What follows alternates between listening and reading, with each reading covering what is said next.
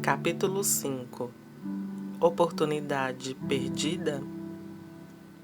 Jesus, eu quero cumprir o que eu fui chamada para fazer. Eu quero fazer o que está no meu pergaminho do destino. Todo esse ensinamento de aprender a viver no reino dos reinos, enquanto ainda vivemos aqui na terra, isso é um conceito muito interessante para mim. Eu reflito durante a subida ao reino.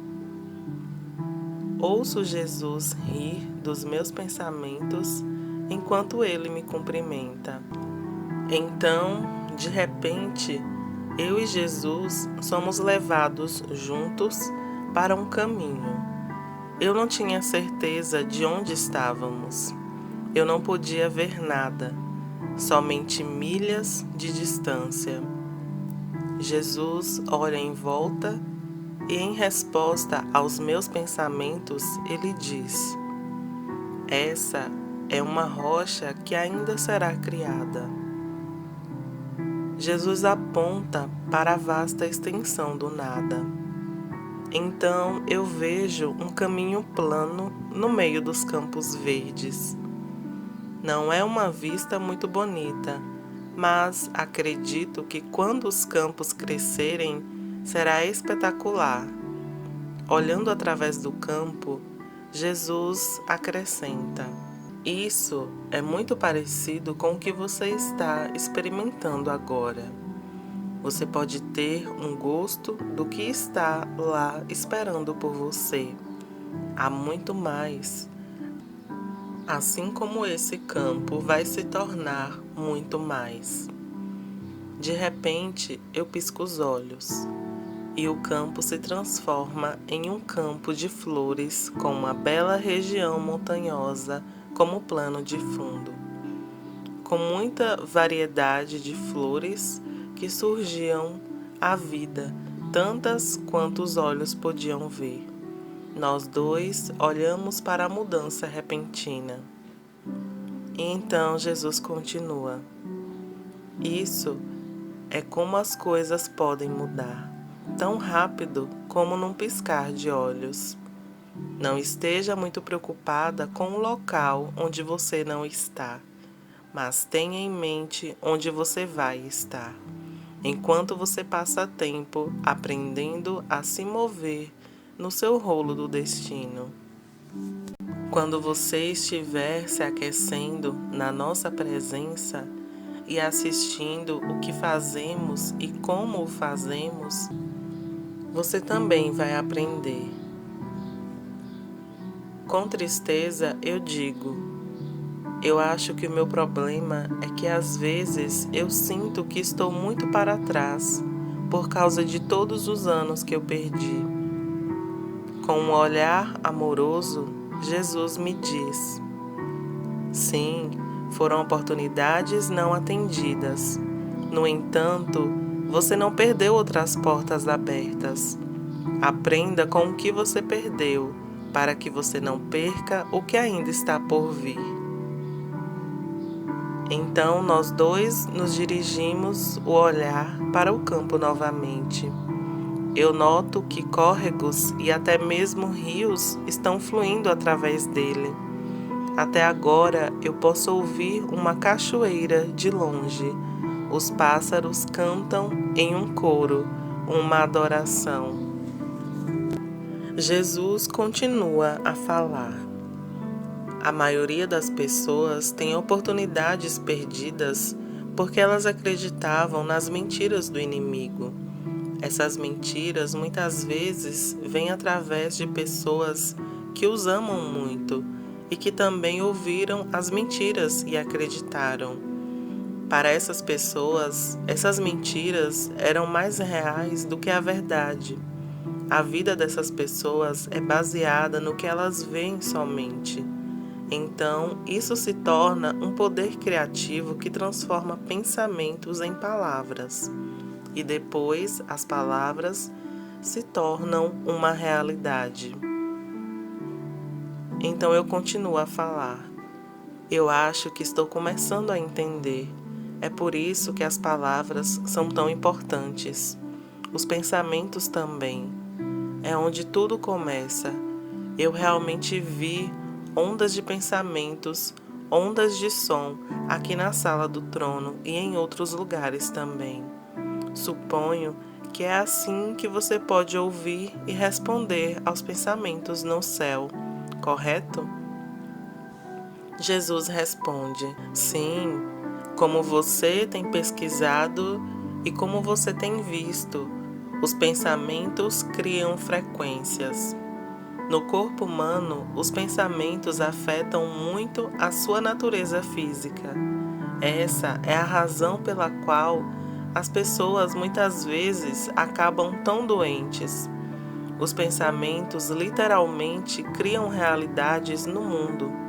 É por isso que é tão importante dividir os pensamentos das intenções, para que as sementes de intenção não cresçam quando os pensamentos não santificados tentarem se enraizar. Parando por um momento, no meio da frase, Jesus olha para mim com um olhar fixo e diz: olhe para o campo novamente. Então ele aponta o dedo para a montanha. E isso tudo foi criado por causa da autoridade criativa concedida aos filhos de Deus. Quando os pensamentos são santificados, eles se tornam intenções santificadas. É como uma semente que, da forma mais pura, cresce desejos surpreendentes e maduros. No entanto, tudo depende da sua posição em saber quem você é nos reinos do reino. Você foi feito para criar. Conforme você continuar a andar em meus desejos para você, os seus desejos saem dos meus desejos e criam realidades, assim como você está vendo aqui. Por um momento, eu me vi respirando nas estrelas. Então Jesus me responde: é semelhante a isso. A diferença entre o que você viu e o que você está vendo agora é que é possível criar algo novo a partir do nada. Quando você soprou sobre as estrelas, respirou, você estava tomando o que havia se corrompido através da queda, e então você respirou a vida nova em cima delas. O processo para cada uma delas é muito diferente. E conforme você cresce em autoridade, o que você aprender e fazer aqui nos reinos vai ter mais de um efeito positivo sobre a terra. O que você fazer na terra terá um efeito aqui também. Quando você faz as coisas por imaturidade, aqueles que são mais maduros virão para limpar a sujeira que você deixou, assim como os pais limpam a bagunça das crianças pequenas.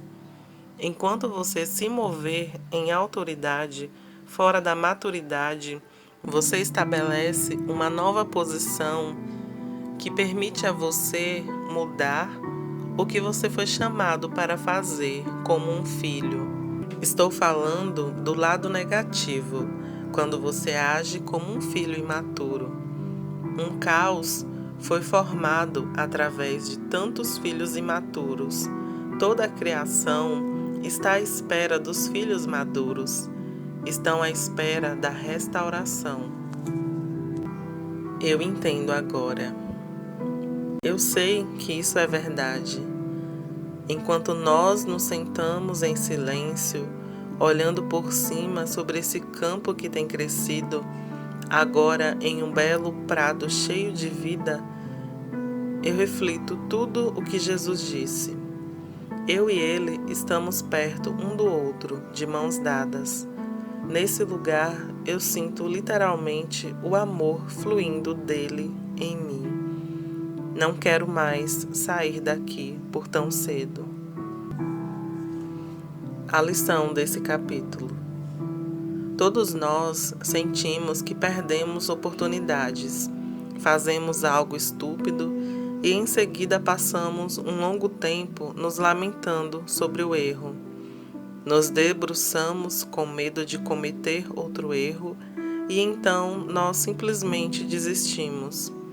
Honestamente, onde isso vai nos levar? Nessas situações é muito fácil não tomar nenhuma decisão, porque estamos com medo do que vai acontecer.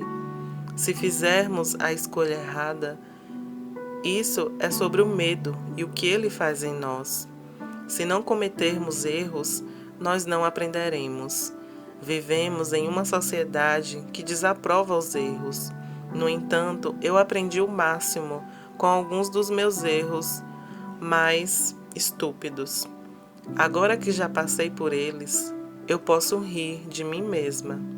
Mas o que eu aprendi? Lições importantes sobre o que fazer, o que não fazer e como ver o que o Pai diz sobre as minhas escolhas e decisões. Minha opinião pessoal é que perdemos oportunidades porque temos medo. Podemos temer qualquer coisa, desde o medo do fracasso ao medo do sucesso. O medo é uma linha reta, é o poço do inferno. A pior parte é que uma vez que você começa a andar em medo, o acusador ganha. Eu não sei sobre você, mas isso me incomoda. O medo é simplesmente outro alimento que ajuda o inimigo a devorar a cada um que lhe permite. Como eu disse anteriormente, grande parte desse capítulo é sobre a nossa identidade em Cristo. Quando sabemos quem somos e a autoridade que carregamos, podemos caminhar nessa autoridade. As decisões sobre tudo na vida tornam-se muito mais fácil. Não ter medo está associado com a tomada de decisões. Então, quando nós cometermos erros novamente, porque ainda não chegamos à perfeição, então sempre estaremos sujeitos a errar. Mas por causa de que agora sabemos quem realmente somos, não vamos deixar mais os pensamentos negativos sobre nós mesmos nos enganar. Uma forma de saber se você está indo em direção à maturidade é observar o que vem à sua mente quando você errar de alguma forma. Como diz a Escritura, a boca fala do que o coração está cheio. Se vierem pensamentos te acusando, é porque o seu coração, a sua mente, precisa entender verdadeiramente o que o Pai diz sobre você. À medida que começamos a andar em quem somos em Cristo, os pensamentos negativos, palavras e ações negativas começam a perder a força. Nos tornamos uma imagem de Jesus, quando estamos substituindo o que está em nós com o que está nele. Isso leva tempo, perseverança e prática. Recursos desse capítulo. Ian Clayton tem vários ensinamentos sobre a criação. Procure-os e ouça sobre Adão, sobre como ele foi criado, como nos encaixamos nisso e tudo o que envolve a forma de como as coisas eram no início. Dr. Adonias Ogbonnaya tem um curso no site do Moed Ministérios intitulado Convergência Intensivo.